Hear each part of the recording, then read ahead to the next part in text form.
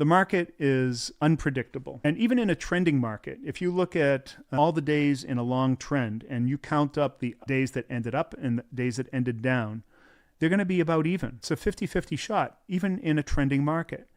And that is evident when you look at the long-term distribution of a market. Perhaps I can show you some of that and prove it to you by going to a distribution of the S&P 500 over the last 25 years. This is showing you the up days and the down days over that period of time. And the red line is a zero move day. And so you can see that it's almost evenly distributed. 50% of the time it goes up and 50% of the time that goes down. And this is over 20 years. So it doesn't really matter whether you're in a bullish market or bearish market or a sideways market. It's all evening out any day. You just don't know. But the reason why we trade with the trend is that those days that are in the direction of the trend tend to be of greater magnitude than the days that go counter trend. So we're taking advantage. Now, that's a small edge that we have, but it's worth taking because we would like to be there when we get one of those bigger days that move with the trend. That gets us deeper into our potential profit. So that's why we do it. And it's the only reason why we do it. Again, it is not because we think we can predict the day. If you sit there and you think that you're smarter than the market and you try to predict the day, the market is going to punish you. There's no two ways about it. Now, I wanted to show you something else that's super important, and that is when we're looking at volatility, to show you what a butterfly will look like in the two different types of markets and why we have to adjust our width and maintain a solid risk to reward. When we have high volatility, premium decay has been delayed,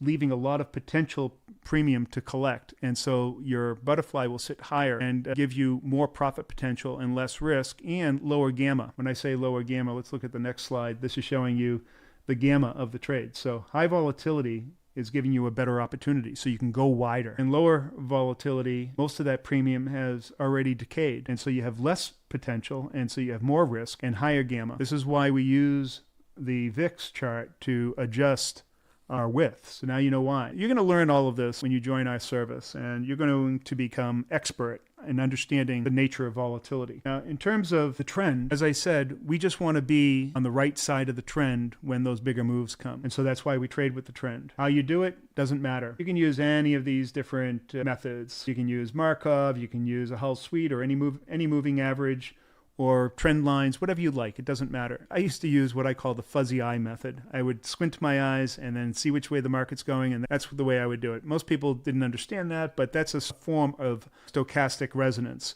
It is a legit way of determining trend. So in any event, you got to establish the trend.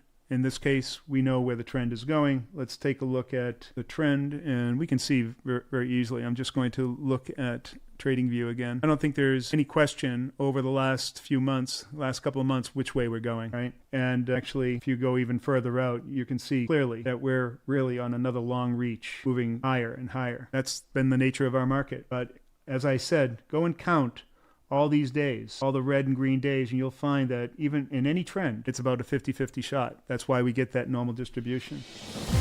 Thanks for watching, guys. I hope you enjoyed the video. And if you're interested in having the tools you need to become a profitable zero DTE trader, check out the link in the description. Take care, guys.